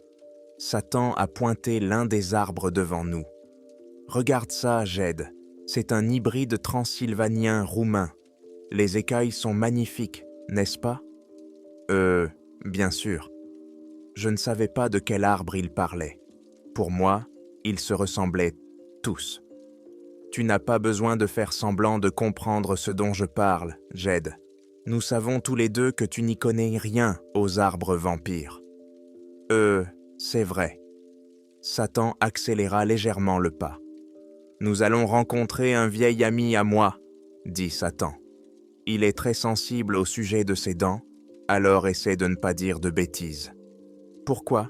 Qu'est-ce qui ne va pas avec ses dents ? Elles sont très bien, Jed. Comme on dit, ce n'est pas la taille des crocs qui compte, mais la façon dont tu les utilises. Oh, c'est comme pour les mecs et leurs... Enfin, tu sais ? Non, je ne sais pas. Quoi ? Les pénis. Satan sourit. En fait, je le savais. Je voulais juste te faire dire ça. Oui, c'est presque la même chose en fait. C'est juste ce que les vampires disent pour que tu te sentes mieux. Oh, d'accord. La forêt devenait de plus en plus dense à cause des arbres vampires, à tel point que le liquide noir qui s'écoulait commençait à former de petits ruisseaux. Je ne pouvais même pas voir le château devant nous lorsque nous y sommes enfin arrivés. La seule chose visible sous la canopée était une grande porte en bois et 2 torches de chaque côté qui la baignaient d'une lumière sinistre. Satan frappa à la porte du bout des doigts et elle s'ouvrit, laissant apparaître un vampire blanc comme de la cire, vêtu d'une robe de chambre. Ses cheveux étaient dans des bourriffés et lui tombaient sur les épaules, et ses yeux ressemblaient à de petits glaçons bleus. « Salut, content de te revoir, Stu », dit Satan. Stu sourit largement, dévoilant une bouche pleine de dents blanches et les 2 plus grandes canines que j'ai jamais vues. Satan eut le souffle coupé. « Ouah, bon sang, Stu, on dirait que tu les as sculptés dans des bonbons. Où les as-tu trouvés ? » « Une opération d'agrandissement des canines, » répondit-il avec suffisance. « Je les ai obtenues d'un tigre qui avait une mauvaise occlusion. Elles sont superbes, mon pote. Au fait, voici Jed. Jed, Stu. Stu, Jed. Bonjour, dis-je bêtement. Alors, c'est quoi ce nom ? Stu, pour un vampire. Il est génial, non ? Il sourit à nouveau, montrant absolument toutes les dents de sa bouche. Mon nom de naissance est Dracula, mais je voulais un nom qui fasse vraiment peur, tu comprends ? Alors je l'ai changé. Stu. Eh bien, d'accord alors. Quoi qu'il en soit, Stu se retourna et nous fit signe de le suivre à l'intérieur.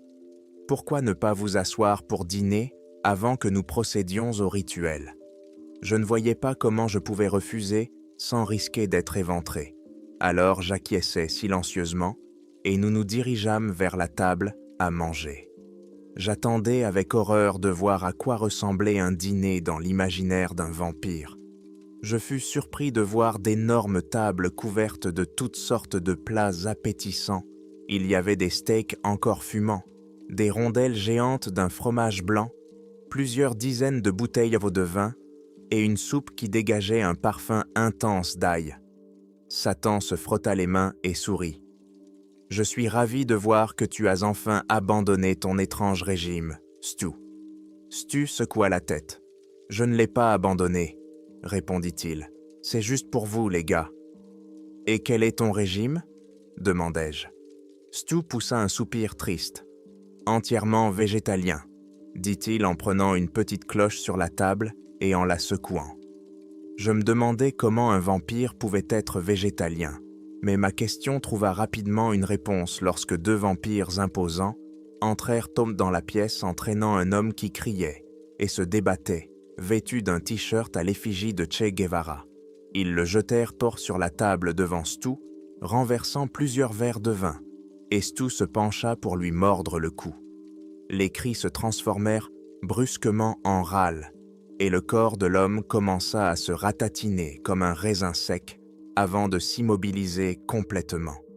J'étais déjà habitué à voir de telles horreurs, et j'étais plus curieux qu'autre chose. « Alors, Stu, dis-je entre 2 bouchées de purée de pommes de terre, quel est l'intérêt pour un vampire de devenir végétalien ?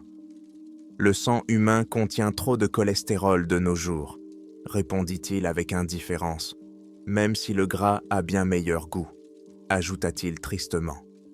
Nous passâmes de la majeure partie du dîner en silence à engloutir nos plats. Je mangeais 2 steaks de 8 onces, 220 grammes, et une quantité absurde de purée à l'ail, tandis que Satan mangea des farfales à la marinara et but 3 bouteilles de vin, et que Stu mangea 2 autres végétaliens. Après cela, j'ai dessiné le même rune sur la poitrine de Stu que sur celle de Maddie. Elle avait raison. Il était beaucoup plus facile de dessiner le rune sur une surface plane et sans érection palpitante. « C'est prêt », ai-je dit lorsque j'ai eu terminé. « Parfait », a répondu Stu. « Satan et moi allons nous rendre à Port-Douche. » Il m'a jeté un regard qui ressemblait étrangement à celui d'un affamé. « Quel est ton taux de cholestérol ?» m'a-t-il demandé en haussant un sourcil. « Élevé », ai-je répondu précipitamment. « Très, très dangereusement élevé. Il semblait sceptique, mais Satan lui a tapoté l'épaule et lui a chuchoté quelque chose à l'oreille qui ressemblait beaucoup à « hépatite ». J'ai ouvert la bouche pour protester, puis j'ai changé d'avis et je leur ai fait signe en guise d'au revoir lorsqu'ils sont partis. « Hé, ce truc marche? Ils m'entendent. Satan, qu'est-ce que tu fais et à qui tu parles? Quoi? Tu ne vois pas ce que je fais, Glenn? Je brise le 4e mur. Je parle à mes plus grands fans. Ne sois pas grossier. Quoi? Peu importe ce que je fais, Jake. Ce sont les affaires des êtres éthériques, d'accord? Quoi qu'il en soit, merci à tous d'avoir écouté cet épisode. Et salut à certains de mes plus grands fans, Anne, Nikki London UK, Mysterious Mark, Amber Cochrane, Mr. Creepy Story, Dr. Grimm, Enlightened World United Chaotix, Mahesh Shrivastava, Mandy's Lefaux Chisel Insomniac, CP in Hawaiian Shirt, Selena Burkett. Bon sang, Satan, cette liste est longue. Ne m'interromps pas, Batsom Barry. C'est impoli. Et puis, j'ai beaucoup de fans, mec. Le roi de l'enfer, le père du mensonge et du rock'n'roll. Et tout ça. Bon, revenons à nos moutons. Christopher Skiles, Summer Strangeness, Spooky Gero et Natalia 369. Si j'ai oublié quelqu'un, c'est ma faute. Je ne suis pas omniscient comme le gars là-haut. Je suis une créature éthérée et tout ça, mais je ne peux pas tout faire. Vous devez commenter la vidéo pour que je puisse me souvenir de vous. C'est... Je levai lentement la main après avoir été réprimandé. Oui, Barry, parle plus fort. On n'est pas à la maternelle. Tu veux remercier quelqu'un d'autre? Je le regardais, espérant qu'il comprenne l'allusion. Après tout, j'avais joué un rôle essentiel dans toute cette opération.